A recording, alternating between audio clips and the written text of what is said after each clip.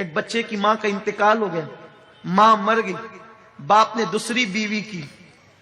ایک دن چھوٹا سا بچہ معصومیت کے ساتھ باپ کے سامنے بیٹھا ہے، داغ یتیمی لے کر۔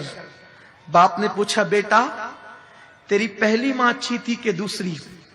ماں ایک ہی ہوتی، کہنے کو دوسری ہے لیکن ماں ایک ہی ہوتی، ممتا ایک ہی ہے، دل ایک ہی ہے، پیار ایک ہی ہے، پیٹ میں رکھنے والی وہی حقیقی ماں ہے، باقی سینکڑوں مائیں بن سکتی ہیں۔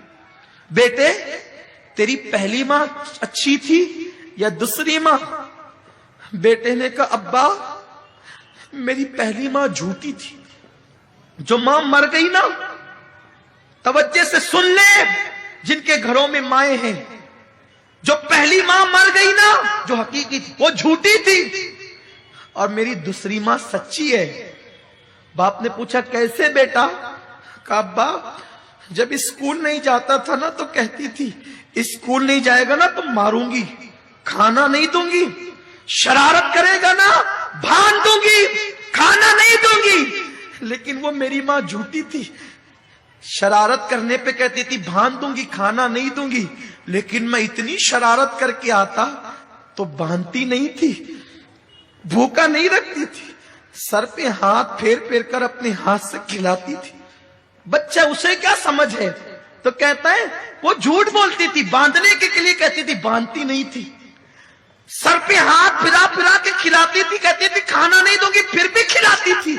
جب منہ پھیر لیتا تھا بس پیٹ بھر گیا تو کہتی تھی، میرے بیٹے 2 لقمے اور کھا لے، ایک اور لے لے، میرے بچی اور لے لے۔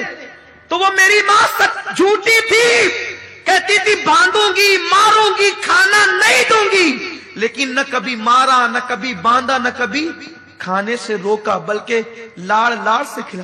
دوسری ماں بڑی سچی ہے، جب کہتی ہے نا ماروں گی بہت مارتی۔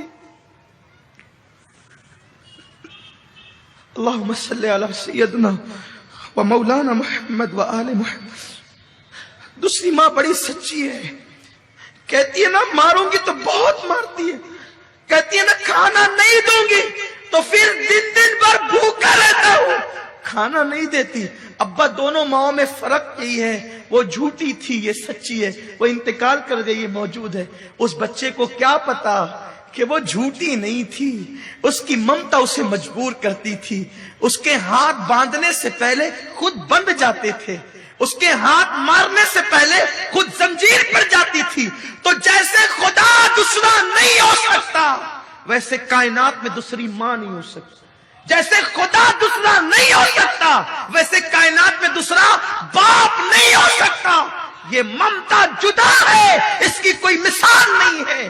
اسی لیے اللہ نے جہاں اپنی وحدانیت کا ذکر کیا، وہیں پر ماں باپ کا بھی تذکرہ کیا۔